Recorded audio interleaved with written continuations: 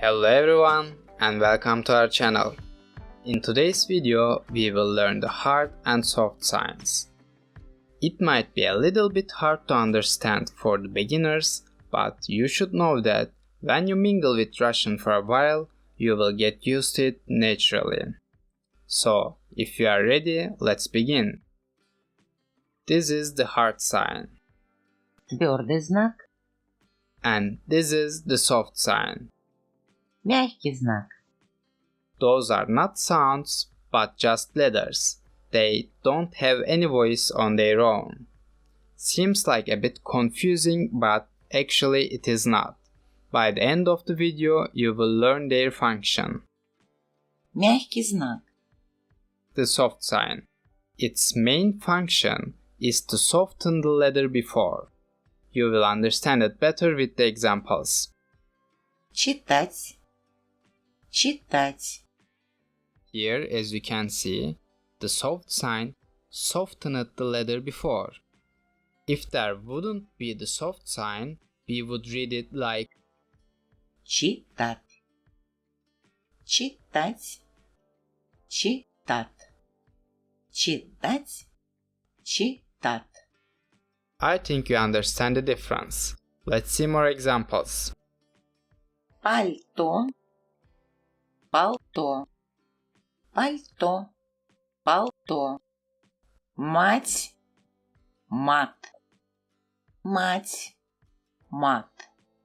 To make it more simple, when you see the soft sign, you can imagine that there is a very soft E sound. Читать, мать, пальто. Читать, мать, пальто. If it is understandable, let's jump into the another function. Я, ё, е, ё. As you know, these letters have two sounds, but when they have a consonant before them, they lose the Y sound. As like in, Семя, you didn't hear a clear Y sound, right? It is because the letter Ya comes directly after a consonant.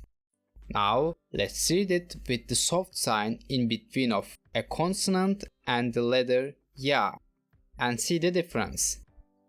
семья, Now you can hear the Y sound clearly, because the soft sign separated the consonant from the letter Ya. семья, семя, семья, семя. Also, the hard sign has the same function too. Съел, сел, съел, сел. Here, as you can see, the hard sign separated the consonant from the letter Y and made the Y sound much more clear. So, both the soft sign and the hard sign separates those four letters from the consonant and makes the Y sound much more clear. Lastly, sometimes the meaning of a word can change with the hard and soft signs. Let's see some examples. Съел, Ate, сел. to sit, Семья, family, семя.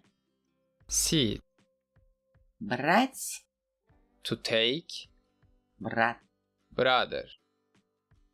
It may be a bit hard to pronounce the words with the soft and hard signs at first. You can improve your pronunciation by repeating someone who is speaking in Russian, or by reading something aloud in Russian.